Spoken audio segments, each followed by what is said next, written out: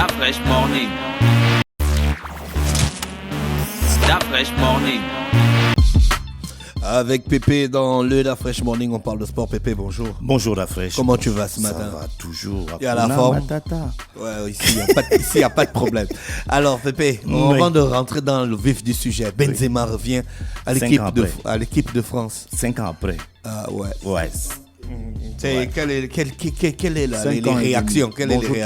Bonjour, Mosley. Non, je voulais dire quelle est la réaction. C'est Pépé c'est Mosley qui m'embrouille. Il parle, c'est pas lui qui fait le sport. Il vient déjà parler. Ah, je ne peux plus saluer. Non. Tu n'as pas commencé par saluer. Bonjour tout le Tu as monde. commencé Bonjour par dire. On va te mettre la photo Bonjour de Gina. Bonjour Pépé. Pépé, quelle est ta réaction? Quelle est la réaction des supporters? Elle a compris où tu veux aller. Ouais, les gens sont très satisfaits, que ce soit les supporters de la France, que ce soit les supporters du football.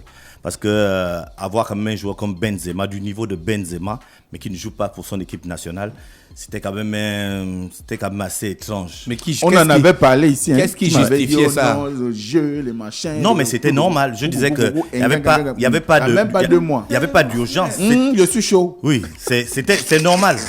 Pour dire détérioration, là, tu étais incapable. Regarde-moi les gens. Ça c'est un coup bas. Ça c'est même plus un coup bas. Ça c'est un coup dans la boue, mon gars. Non, c'était un mauvais bug, tu comprends, non? Le bug de l'an 2000. Oui, Pépé, qu'est-ce qui justifiait cette absence? Voilà, au départ, il y avait une affaire en justice entre Benzema, Valbuena et puis les amis à Benzema. Et puis donc, pour éviter qu'en même temps, pendant que l'affaire était en justice, on ne pouvait pas appeler Benzema ni Valbuena. Et puis, la justice a rendu son verdict, il a été blanchi une première fois, c'est parti. Donc, après, il était déjà éligible pour revenir à l'équipe nationale. Et puis, après, ça a été la décision de Deschamps. Il n'a pas voulu le prendre, ils sont allés à l'Euro, ils sont allés en finale de l'Euro. Il s'est rendu compte qu'il avait un groupe qui arrivait à s'assumer sans Benzema. Ils sont allés en Coupe du Monde après, ils ont gagné la Coupe du Monde. Il a vu qu'il avait un groupe, il n'y avait pas de pression. Il y avait la pression de la population, des médias qui voulaient que Benzema revienne. Mais lui, il a toujours dit, il était serein, c'est à lui de faire les choix. Hein? Je ne sais pas. Mais il était serein et il avait avec lui le palmarès. Parce que s'il n'avait peut-être pas gagné la Coupe du Monde, il n'était pas allé aussi loin en Coupe d'Europe, il allait déjà peut-être être viré ou bien la pression allait faire en sorte qu'il rappelle Benzema. Mais là, il avait tous les arguments de son côté et ça n'engageait que lui. Maintenant, il y a l'Euro qui arrive, la Coupe d'Europe qui arrive dans quelques semaines. Et l'équipe actuelle n'a plus sa forme d'antan. Qu'est-ce qui te dit ça? Moi, je trouve que les gars sont toujours bons. Ouais, Les bas qui Pembe joue. Oui, mais après, tu juges ça avec quelle compétition? Ouais, voilà. On juge ça sur la base de les leur matchs rendement. amicaux, les éliminatoires, mais ils sont qualifiés. Oui, mais la qualification, elle, ne suffit pas. Parce qu'il y a aussi... Mais comment ça, la qualification? Non, ça, c'est le collectif. Oui. Quand on parle en termes d'individualité, il y a un certain nombre de gars qui ne sont pas forcément en mesure de rapporter. Mais le football, c'est pas du tennis. Mais tous les joueurs de l'équipe de France qui ont joué à la Coupe du Monde, ils brillent dans leur championnat. Dis-moi un qui ne brille pas dans son championnat. On peut dire que Giroud, il a baissé complètement. Bon, ouais, Giroud, en Coupe du Monde, il n'a même pas marqué. Donc, Kipembe. Non, bien sûr. Mais il a progressé. Mais Comment il ne joue pas? Il a même championnat. beaucoup progressé. Il est devenu un arrête. pilier. Comment il s'appelle encore l'autre? L'autre là, il ne fait qu'avoir les meilleurs titres des meilleurs milieux. N'Golo Kanté. Lui, n'en parlons plus. Non, N'Golo Kanté, c'est autre Voilà, chose. Mbappé. Lui, c'est une machine de... Mbappé, il a Antoine progressé. Griezmann. Ils ont progressé. Toi aussi. C'est des joueurs qui ont progressé. Ils ont pris de la c'est des joueurs qui maturité. Ils ont progressé. pris. Voilà Donc, pourquoi ma prochaine question c'était qu'est-ce qui justifie donc son retour plus que l'équipe de France et la majorité des joueurs sont toujours au top. Ils peuvent toujours faire des. Didier Deschamps a répondu à cette question en conférence de presse. Ah, tu on aurais a pu être en posé ça. conférence de presse et tu aurais posé la même Mais question. c'est moi Voilà. Didier. Donc, Et l'autre Didier, là, tu en es aussi fier? il a répondu simplement en disant que le choix c'est lui.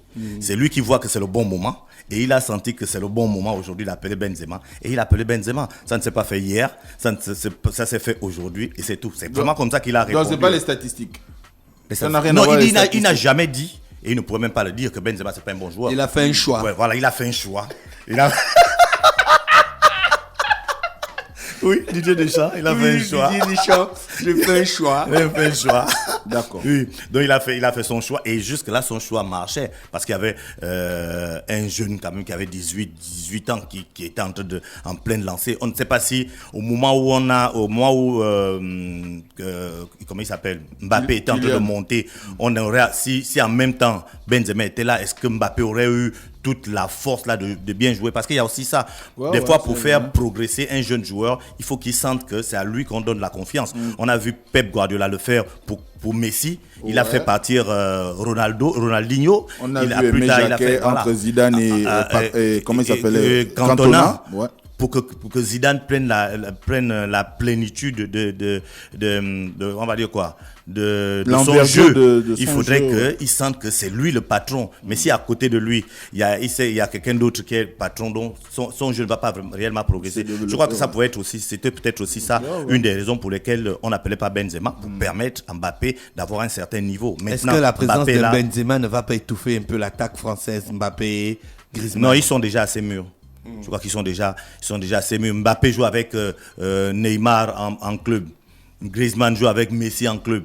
C'est le top niveau. Ils ne peuvent pas venir là parce qu'ils seront en équipe de France avec Benzema, que c'est le même niveau. Donc je crois qu'à ce moment, les joueurs ont assez d'expérience pour pouvoir faire en sorte que la France aille loin. Pour les supporters de la France, c'est vraiment, comme je le disais, une très très bonne chose. Et pour ceux qui aiment le beau jeu, ceux qui aiment voir Benzema jouer, c'est également une très bonne chose. Le Portugal va jouer l'Euro?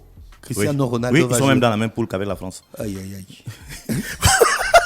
Ils n'ont pas de chance, le Portugal. Ah, ils n'ont pas de chance. Hein. Non, pas devant la France. Quoi? Non, la France a c'est vrai que cette France-là, même. La France a les meilleurs joueurs du monde. Même lorsqu'on regarde la Coupe du Monde, c'est vrai qu'ils n'avaient pas un beau jeu, mais lorsque tu prends joueur par joueur, tu te rends compte que c'était le top niveau. C'est peut-être le top niveau. Ils ont la meilleure attaque européenne. Voilà, là maintenant.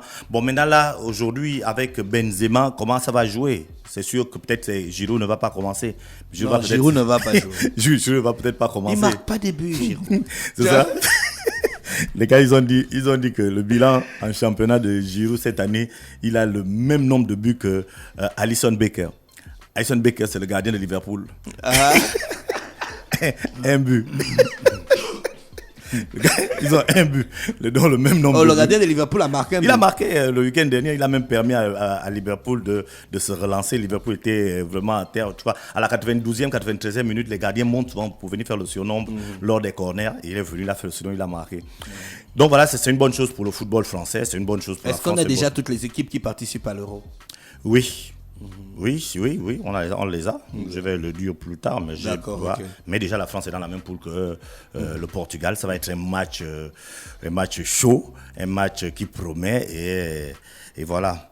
D'accord. Et sur le plan national? Sur le plan national, comme je le dis depuis un moment, tout le monde l'observe, il n'y a pas de championnat, il n'y a pas d'activité purement physique. Et donc, les fédérations profitent de ce temps pour se restructurer, pour les passages de grade, pour les passages, les stages pour certains. Et c'est le cas de la Fédération gabonaise de karaté et arts martiaux affinitaires qui organise un stage de premier secours pour leur, on va dire quoi, pour leurs membres, dont il s'agit des arbitres, des coachs et du personnel administratif, leur permettent d'avoir les bons réflexes en cas d'accident, même en cas d'incendie. Donc ils organisent ce stage avec les sapeurs-pompiers qui sont habilités donc à réagir dans ces circonstances. Et là, on se rend compte que on sait que dans les arts martiaux, notamment, il y a souvent des blessures